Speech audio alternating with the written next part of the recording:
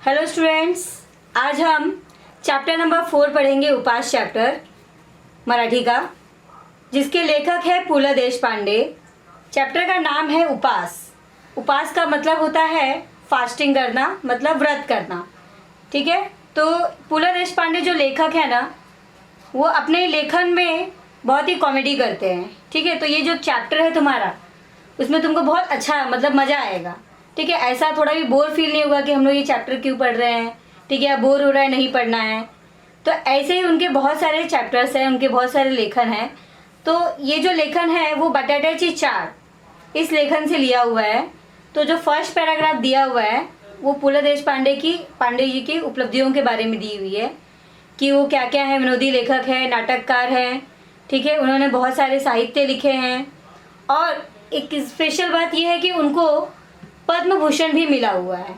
ठीक है, जो कि बहुत ही बड़ी बात होती है। भारत सरकार ने उनको पद्म भूषण या पुरस्काराने त्यांना सम्मानित केले आहे। उनको पद्म भूषण से भी सम्मानित किया गया है।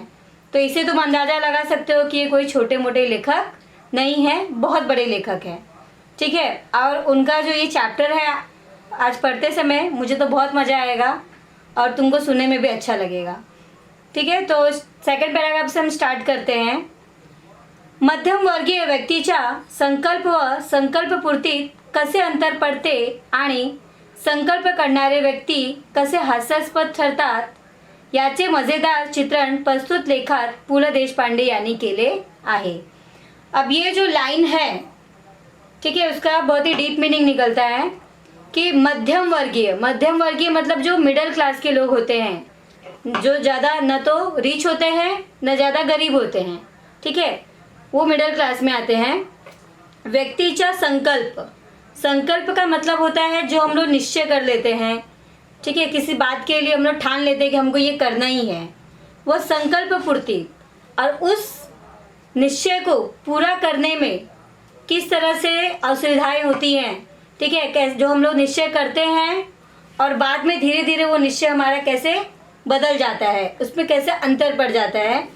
तो संकल्प करनारे व्यक्ति, जैसे कि मैंने मान लो कोई संकल्प किया, ठीक है, और ये बात मेरे पूरे घर वालों को पता चली कि हाँ कि मैंने ये संकल्प किया है, लेकिन अगर वो संकल्प पूरा नहीं हो पाता है, ठीक है, या उसमें कुछ अड़चनें आ जाती हैं, तो लोग क्या करते हैं, हमारा मजाक उड़ाते हैं। तो व्यक्ति कसे हास्यास्पद ठरतात। हास्यास्पद मतलब मजाक बन जाता है उनका। ठीक है, याचे मजेदार चित्रण प्रस्तुत लेखक पु ल देशपांडे यांनी केले आहे। तो इसका जो चित्रण है इस पूरे चैप्टर में पु ल देशपांडे ने किया है। ठीक है, तो यहाँ से हम कहानी अपनी शुरू करते हैं, चैप्टर शुरू करते हैं। माझ्या खाजगी उपोषणाची हकीकत। माझ्या ये कौन बोल रहा है? पु ल देशपांडे लेखक बोल रहे हैं। ये उनकी खुद की स्टोरी है। ठीक है, कि जब वो डाइट करने जा रहे थे। डाइट मतलब क्या होता है? उपास। ठीक है, उपास मतलब ये नहीं होता कि तुम पूरी तरह से तुमने खाना छोड़ दिया है। यहाँ पे उपास का मतलब ये है, अपने आप को पतला करने के लिए लेखक ने एक डाइट फॉलो किया था। ठीक है, करना शुरू किया था ताकि वो पतले हो जाए। तो उसी से आधारित ये चैप्टर का नाम उपास दिया हुआ है। ठीक है, तो यहाँ पे लेखक अपने बारे में बता रहे हैं या उन्होंने अपनी स्टोरी बोल रहे हैं। माझ्या खाजगी, माझ्या मतलब मेरा, खाजगी यानी पर्सनल। अब ये खाजगी वर्ड क्यों यूज़ किया गया है? खाजगी वर्ड इसलिए यूज़ किया गया है क्योंकि हम लोग नॉर्मली जब भी उपास करते हैं तो किसी एक उद्देश्य से करते हैं कि आज मतलब बुधवार है, मेरा फास्ट है, सॉरी मंगलवार को लोग फास्ट करते हैं, या फिर लोग गुरुवार को ही फास्ट रखते हैं, या फिर नवरात्रि आती है तब फास्ट करते हैं। लेकिन यहाँ पे लेखक ने किसी उद्देश्य से नहीं किया है, अपने लिए किया है। ठीक है, अपने पर्सनली उसने अपने लिए किया है, इसलिए इस वर्ड का यूज़ हुआ है खाजगी मतलब पर्सनली, अपने लिए। उपपोषणाची हकीकत, उपपोषण मतलब डाइट। ठीक है, उपपोषण मतलब होता है पोषण की कमी करना। ठीक है, डाइट, उसको हम डाइट बोलते हैं कि खाना तो खाना है लेकिन कम करना है, उसको इस तरह से खाना है ताकि हमारा जो मोटापा है वो कम हो जाए। हकीकत सारीच जाहीर झाली, मतलब पूरे चौल में पता चल जाता है कि लेखक ने लेखक ने पतला होने के लिए डाइट शुरू की है। आणि येता ज़्यादा ही माझी। अब देखो, अब क्या हुआ, जब लोग चाली में ये बात पता चल गई तो लोग तरह तरह की बातें करने लगे। ठीक है, जब भी हम कोई काम शुरू करते हैं तो अच्छा बोलने वाले और बुरा बोलने वाले दोनों तरह के लोग मिलते हैं, लेकिन उसमें से ताना मारने वाले लोग ज़्यादा मिलते हैं। तो यहाँ पे लेखक के साथ भी ऐसा ही होता है। लेखक, पहला वर्ड तो आता है, इसमें बहुत सारे मुहावरे यूज़ किए हैं। नाहीती भानगड आहे, मतलब बेफिजूल का काम, मतलब जो नहीं करना चाहिए वो कर रहा है। उगीच हात दाखवून अवलक्षण आहे। उगीच हाथ दाखवून अवलक्षण का मतलब है, जिस पैर बोलते हैं ना, जिस पेड़ पे बैठे हो उसी को कुल्हाड़ी से काट रहे हो, जिस टहनी पे बैठे हो। कहने का मतलब है जानबूझ के समस्या को तुम अपने तरफ बुला रहे हो। उगीच हाथ दाखवून अवलक्षण आहे का मतलब समझ में आया कि मुसीबत को अपने घर बुलाना, जानबूझकर मुसीबत को अपने घर बुलाना। ठीक है। दूसरा है पेललं नाही तेव्हा खाजगी झाला।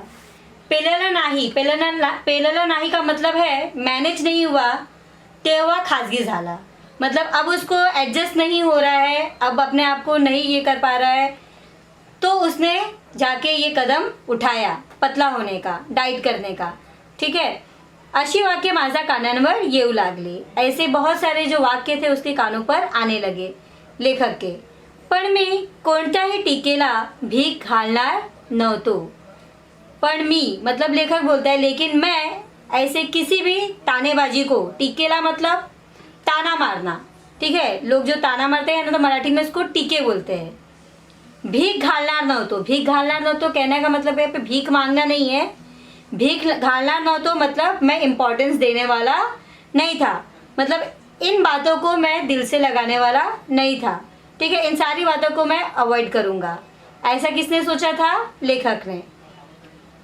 181 पॉइंट।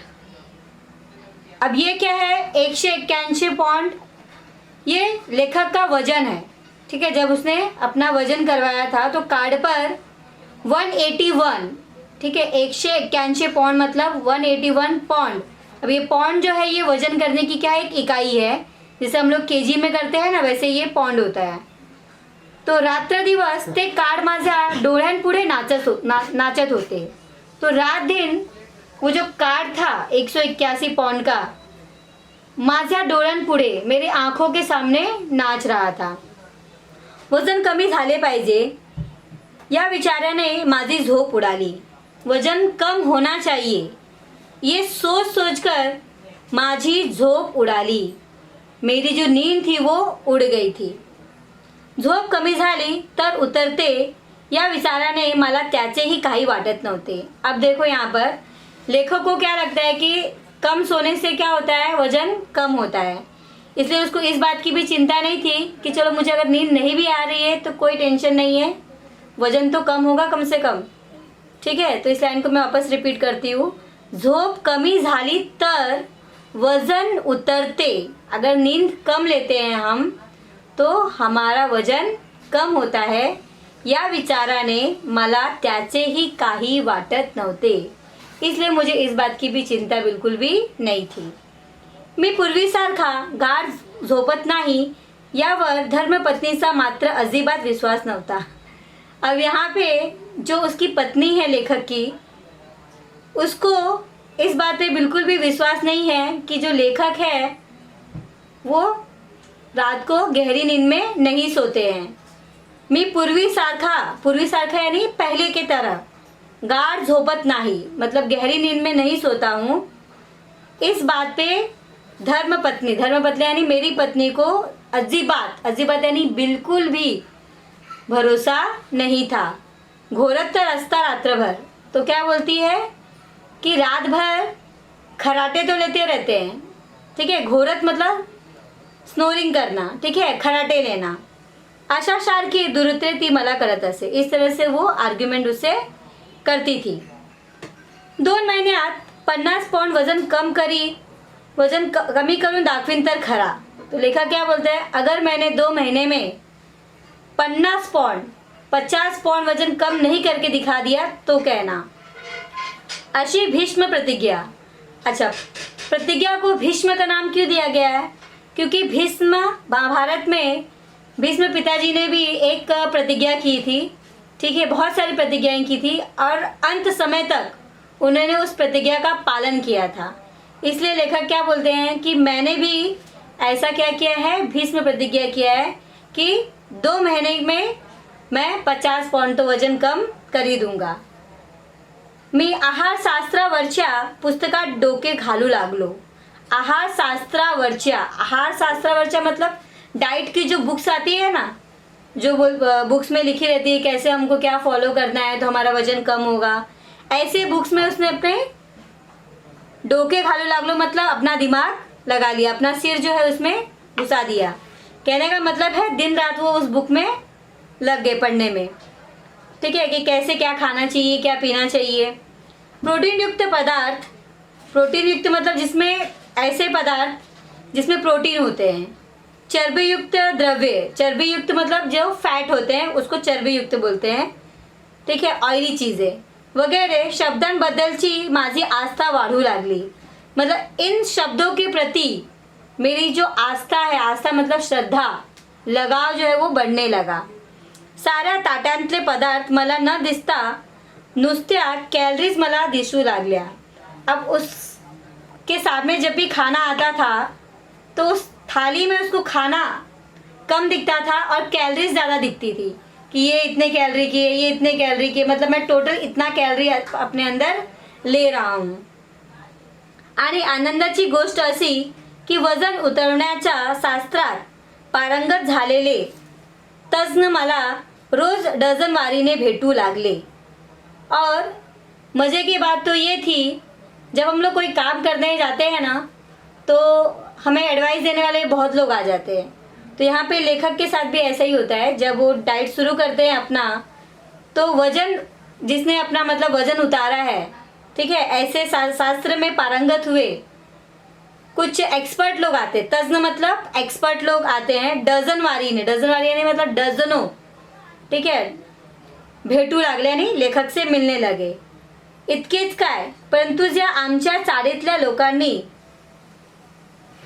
इतना ही नाही, परंतु ज्या आमच्या चाळीतल्या लोकांनी माझ्या उपासाची अवहेलना केली होती, इतना ही नहीं, जो लोग मुझे ताने मार रहे थे कि क्या कर रहा है, क्यों कर रहे हो ऐसा, ठीक है, इससे कुछ नहीं होने वाला है, बेकार में बेफिजूल काम कर रहे हो, ऐसा बोलने वाले लोग भी मुझे डाइट पे सल्ला देने लगे, मतलब मुझे एडवाइस देने लगे। त्यानेच मला डाइटचा सल्ला दिला। उदाहरणार्थ सबसे पहला एग्जाम्पल यहाँ पे आते हैं सोकाजी त्रिलोकेकर, ठीक है, ये पहले शख्स हैं जो लेखक को एडवाइस देते हैं। तो ये जो एडवाइस देते हैं उसमें बहुत हंसी आती है। तुला सांगतो मी पंत, अब ये पंत किसको बोले हैं? लेखक को। तुला सांगतो मी पंत डाइट कर। वो बोलते हैं कि लेखक को बोलते हैं कि पंत मैं तुमको बोलता हूँ कि डाइट करना शुरू कर दो, बटाटा सोड, पहले तो बटाटा छोड़ो, बटाट्यांचा नाव काढू नकोस, बटाटे का नाम भी तुमको नहीं लेना है, मतलब बटाटा खाने की तो बात छोड़ दो, बटाटे का नाम भी तुमको नहीं लेना है। हो म्हणजे कुठं राहता, मतलब कहाँ रहते हो म्हणून विचारलं तर नुसतं चाळीत राहतो म्हणा। अगर किसी ने पूछा कि आप कहाँ रहते हो तो क्या कहना है कि मैं चाली में रहता हूँ। सिर्फ इतना कहना है कि मैं, देखो जैसे ये जो चैप्टर है वो बटाटाची चाळ इस लेखन से ली हुई है, ठीक है। तो लेखक जिस चौल में रहते थे ना, उस चौल का नाम था बटाटाची चाळ। तो जब सोगाजी त्रिलोकर बोलते हैं कि बटाटा तुमको नहीं खाना है, उसका नाम भी नहीं लेना है, तो एक शख्स आके बोलता है ऐसा क्या? इसका मतलब अगर तुमसे कोई पूछेगा कि आप कहाँ रहते हो तो आपको ये भी नहीं बोलना है कि मैं बटाटा चाल में रहता हूँ, क्या कहना है, सिर्फ चाळीत राहतो, मतलब चाल में रहता हूँ। बटाटे की चाल म्हणू नका, बटाटा की चाल बोलना नहीं है। वजन वाढेल, खिखी खिखी, वजन बढ़ेगा और खिखी खिखी करके हंसने लगता है। जनोबा रेगे या इसमाला काय म्हणावे हे मला कळत नाही। जनोबा रेगे, इस आदमी को इसमाला यानी इंसान को क्या कहे ये मुझे समझ में नहीं आता है। नेहमी तिरके बोलायचे म्हणजे काय, हमेशा टेढ़ा क्या बोलने का। तिरके मतलब जो टेढ़ी बातें करते हैं, ठीक है। तो उतने में ही सोकाजींनी त्याला परस्पर जामून टाकले. पण सोकाजींनी त्याला परस्पर जामून टाकले. सोकाजीने उनको क्या किया, फटकार लगा दी इतने में ही. ए इडियट, सगळ्यात गोष्टीं जोक काय मारतोस नेहमी. तो बोलते हैं ए इडियट, हर बात पे तुझे मजाक क्यों सूझती है, हर चीज़ में तुझे मजाक करना क्यों पसंद आता है.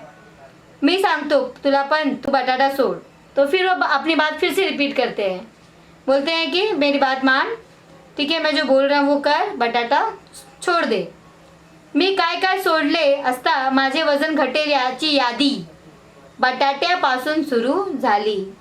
अब मैं क्या क्या छोड़ूंगा इस चीज़ की, इस बात की जो यादी थी, यादी मतलब लिस्ट, ठीक है, बटाटे से सुरू होती है.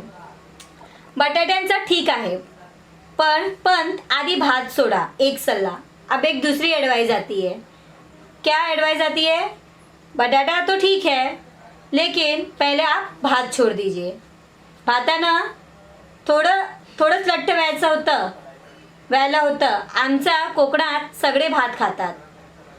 अब एक ने बोला भात छोड़ो, तब तक दूसरा आगे बोलता है हाँ भात खाने से थोड़ी कुछ होता है, हमारे कोकण में तो सब भात खाते हैं. कुठं आहे लठ्ठ, कहाँ है वो लोग मोटे.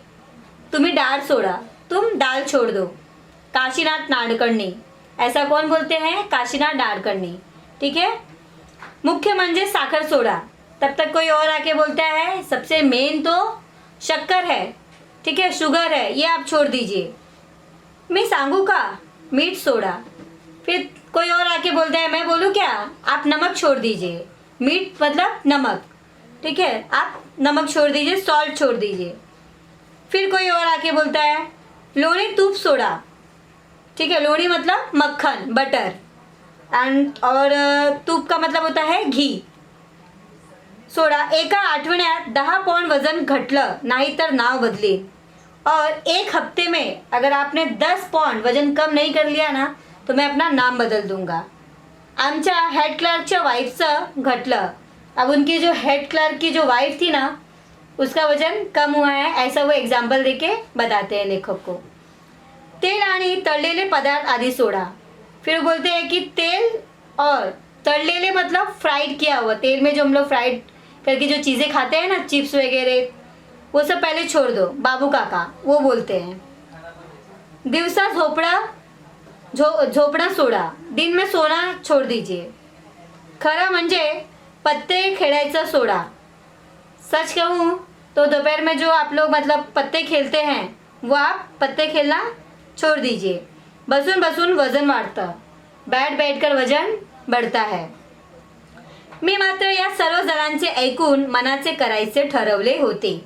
मैं इन सब का सुनकर अपनी वाली करने वाला था कि मुझे जो सही लगेगा मैं वही करूँगा.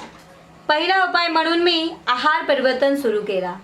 तो सबसे पहला उपाय मैंने क्या किया कि मैंने अपने डाइट में चेंजेस किए. आहार परिवर्तन मतलब डाइट में बदलाव करना, ठीक है, उसमें चेंजेस किए. तो क्या चेंजेस करता है वो, साखरेत सर्वांत अधिक कैलरीज असतात. तो सबसे ज़्यादा कैलरी किस में होती है, शक्कर में होती है. म्हणून प्रथम बिन साखरेचा चहा सुरू केला. इसलिए मैंने सबसे पहले बिना शक्कर वाली चाय पीना शुरू किया. पहला दिवसी विशेष फर्क ही वाटला नहीं. पहले दिन तो जब मैंने बिना शक्कर वाली चाय पिया तो मुझे कोई भी फर्क महसूस नहीं हुआ. घरात साखरबंदी जाहिर केली और घर में मैंने सबको ये ताकीद दे दी. जाहिर केला मतलब ये सबको मैंने घोषणा कर दी कि घर में शक्कर कोई भी यूज़ नहीं करेगा किसी भी खाने के पदार्थ में. साखरबंदी मतलब शक्कर का यूज़ नहीं करना है, ठीक है. कुटुंबाला सारी दिवाळी तिखटा मिठावर उरकायची सख्त ताकीद दिली और सारे परिवार को, कुटुंब यानी सारे परिवार को ऐसे मैंने सख्त ताकीद मतलब सख्त वार्निंग दे दिया कि पूरी की पूरी जो दिवाली है ना वो तीखे और नमकीन पदार्थों पे ही चलेंगे. मीठे पदार्थ कुछ भी नहीं बनेंगे, ठीक है. जैसे मिठाई, तुमको मालूम है दिवाली में नए मतलब अच्छे पकवान बनते हैं, उसमें मीठे पदार्थ तो होते ही होते हैं. तो यहाँ पे लेखक ने क्या किए, मीठे पदार्थ पूरी तरह से बंद करवा दिए. क्या कहा कि नमक नमकीन चीज़ें बन सकती है और तीखी चीज़ें बन सकती है, मीठी चीज़ें नाही बनेंगी. मुलांसाठी म्हणून काय थोडं गोडा थोडाच करायचे ते कर. अगर बच्चों के लिए कुछ मीठा वगैरह करना है तो तुम कर सकती हो. एवढी सवलत ठेवली. सवलत मतलब छूट. इतना ही छूट उन्होंने दिया था कि अगर बच्चों के लिए कुछ मीठे पदार्थ बनाने हैं तो तुम बना सकती हो. पहिल्या दिवशीच मला फरक जाणवायला लागला. वाह, पहले दिन से ही लेखक को ये लगने लगा कि मैं पतला होने लगा हूँ. भात अजीबात वर्ज करने अवघड होते. अब जो चावल था वो पूरी तरह से अजीबात मतलब बिल्कुल भी नहीं खाना है. वर्ज्य मतलब बहिष्कार कर देना, मतलब पूरी तरह से उसको निकाल देना. करणे तो अवघड होते मतलब बहुत ही कठीण था.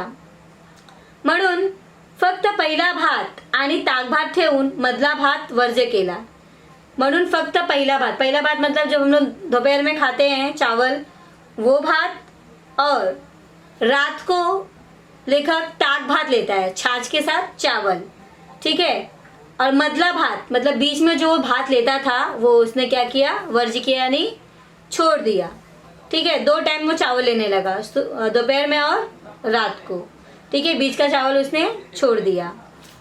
नुसती उकळलेली पालेभाजी खाणे कसे जमणार हा विचार किती पोकळ होता. Oh my God. मतलब सिर्फ उकळलेली मतलब बॉईल किया हुआ वेजिटेबल. हमको तो स्पाइसी खाने की आदत है ना. जितना चटपटा होता है उतना टेस्टी लगता है.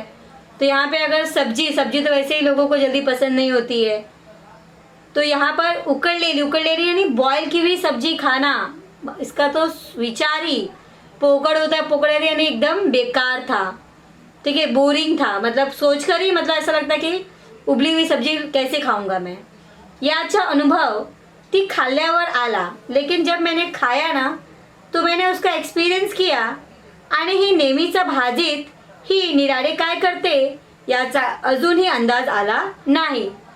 नेहमीच्या भाजीत मतलब आज जो उसने मुझे उबली हुई भाजी दी है और नेहमीच्या भाजीत और रोज जो सब्जी बनाती थी उसमें वो अलग क्या करती थी मुझे उसका अंदाज अभी भी नहीं लगा. मतलब लेखक का कहने का मतलब ये है, पहले की सब्जी और आज की उबली हुई सब्जी मेरे लिए दोनों ही बराबर था. मतलब मुझे उसमें कोई भी फरक मालूम नहीं पड़ रहा था. पहिला दिवस सुरळीत गेला आणि दुसऱ्या दिवशी व्रतभंगाचा प्रसंग आला. पहला दिन जो था, जो उसने निश्चय किया था कि मुझे व्रत करना है, मुझे उपवास करना है, डाइट करना है, वो तो एकदम आराम से निकल गया. ठीक है. क्योंकि पहला दिन जो होता है हमारा कोई भी काम बहुत ही जोश में निकलता है. ठीक है. दूसरा दिवशी लेकिन उसका जो व्रत भंग करने का प्रसंग यानी वो दिन आ गया जो इस व्रत को भंग कर देने वाला था. प्रसंग मतलब वो घटना. पहिल्या दिवशी निम्म्याहून अधिक कचेरीला माझ्या वजन घटवण्याच्या व्रताची वार्ता गेली होती. पहिल्या दिवशी मतलब पहले ही दिन, फर्स्ट डे ही, निम्म्याहून अधिक मतलब आधे से अधिक लोगों को, कचेरी मतलब उसके कार्यालय, उसके ऑफिस की बात हो रही है. ठीक है. वहाँ के लोगों को, आधे से ज़्यादा लोगों को उसके डाइट की जो बात थी ना वो न्यूज़ सबको मिल चुकी थी. परंतु दुसऱ्या दिवशी आमच्या अण्णा नाडगोडाला प्रमोशन मिळाल्याची वार्ता आली. लेकिन दूसरे ही दिन उसके ऑफिस के दफ्तर के एक अण्णा नाडगोडाला, नाडगोड नाम के एक व्यक्ति थे जिनको प्रमोशन मिला था. ठीक है. और उस प्रमोशन की खुशी में त्याने सारा सेक्शनला पार्टी दिली. उसने सारे सेक्शन को क्या दिया थी, पार्टी दी थी. कॅन्टीनच्या आचार्याने तर माझा डाएटवर सूड घ्यायचा असे ठरवून पदार्थ केले होते. अब जो कैंटीन का जो आचार्य था, आचार्य मतलब खाना बनाने वाला, ठीक है, उसने तो ऐसा लग रहा था कि जानबूझकर मेरे इस डाइट को तोड़ने की सोची थी.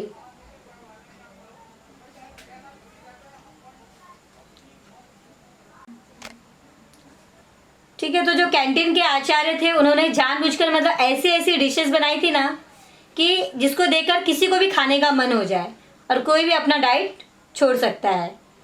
तो यहाँ पे बोलते हैं कि डाइटवर सूड घ्यायचं. सूड घ्यायचं मतलब पानी फेर देना। ठीक है, मेरे इस डाइट पर पानी फेर देने के का उन्होंने पूरी तरह से सोच लिया था।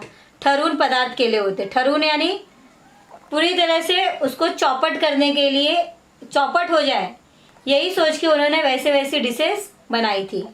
बरे न खावे तर अण्णा नाडगोळाला वाईट वाटणार। अगर मैं नहीं खाता हूँ तो अण्णा नाडगोळ को खराब लगेगा। बिचारा 6 वर्षांनी एफिशिएंसी बारच्या जाळ्यातून बाहेर पडला होता। मतलब इस प्रमोशन के लिए उसको 6 साल लग गए थे। 6 साल बाद उसको ये प्रमोशन मिला था और उस खुशी में उसने ये पार्टी दी थी, और नहीं खाऊंगा तो उसको बहुत बुरा लगेगा। आचार्याने मिठाईत साखर ना घालता साखरेत मिठाई घालून आणली होती। अब यहाँ पे जो आचार थे ना, ऐसा नहीं, देखो जो मिठाई होती है ना वो शक्कर की बनी होती है, मतलब बिना शक्कर की मिठाई नहीं बनती है। लेकिन यहाँ पे ऐसा लग रहा था कि मिठाई में शक्कर नहीं, शक्कर में मिठाई है। ठीक है, घासा घासा गणित सहस्त्रावधी कॅलरीज पोटात चालल्या होत्या। मतलब खासा खासा मतलब हर बाइट में क्या हो रहा था, सहस्त्रावधी यानी बहुत सारे कैलोरी उसके पेट में जा रहे थे। मतलब वो जो खा रहा था, खासा खासा गणित मतलब वो जो खा रहा था वो सब क्या था, कैलोरी थे, बहुत सारे कैलोरी थे। त्यामुळे खाल्लेले गोड लागत नव्हते, इसलिए उसको खाने में मज़ा नहीं आ रहा था, क्योंकि वो तो डाइट पे था। ठीक है, मतलब खा रहा था लेकिन उसको टेंशन भी आ रहा था कि मैं कितने सारे कैलोरी अपने अंदर ले रहा हूँ। बटाटे वड़े होते म्हणजे आणखी कैलोरीज, उसमें भी क्या था, बटाटा वड़ा। ठीक है, जिसमें और ज़्यादा कैलोरी होती है। चिवड़ा असल वनस्पति तला, चिवड़ा भी जो था वो पूरे वनस्पति मतलब घी में बनाया हुआ था। ठीक है, डालडा घी होता है ना, उसको वनस्पति बोलते हैं। त्यामुळे आणखी कॅलरीज आणि एवढे सगळे हादडून भाज्यांशिवाय पार्टी कसली, त्यामुळे आणखी कैलोरीज, मतलब वनस्पति तेल में बना हुआ चिवड़ा मतलब और भी ज़्यादा कैलोरी था। अब इतना सब खा ही लिया हूँ, ठीक है, हादुड़ून मतलब इतना सारा खा लिया, मतलब हादुड़ून कहना मतलब जैसे कैसे हावड़े की तरह खाना। ठीक है, जो मिला खाते गए। इतना खाने के बाद अब अगर ये कहूँ कि भाज्याशिवाय पार्टी कसली, अगर मैं भाजिया मतलब भजिया बोलते हैं ना, पकोड़े वगैरह, अगर वो ना खाऊं तो फिर पार्टी कैसी, है ना। या भिकोबा मुसळ्याच्या टोमण्यामुळे चेकाडून नाड गुडाने स्पेशल भज्यांची परत ऑर्डर दिली। अब भिकोबा मुसळ्याच्या, अभी एक शख्स है, ऐसे शख्स है जो कि टोमण्यामुळे, टोमड़ा मतलब एक तरह से ताना मारते हैं कि इतना कुछ तो खा लिया, हादुड़ून मतलब इतना कुछ तो पेट में डाल लिया, और अगर तुमने भजियांशिवाय नहीं, तुमने भजिया नहीं खाया तो पार्टी कैसी। इस ताने से चेकाडून मतलब चिढ़कर नाड़गुड़ा ने क्या कहा कि भाई स्पेशल भजियांची परत ऑर्डर दिली, कि भाई चलो इनके लिए एक स्पेशल भजिया की ऑर्डर दी जाए। शेवटी मला राहावेना। भज्यांची 6वी प्लेट उडवल्यावर मी अत्यंत केविलवाण्या स्वरात, सध्या मी डाएटवर असल्याचे सांगितल्यावर सर्वांनी मला वेड्यात काढले।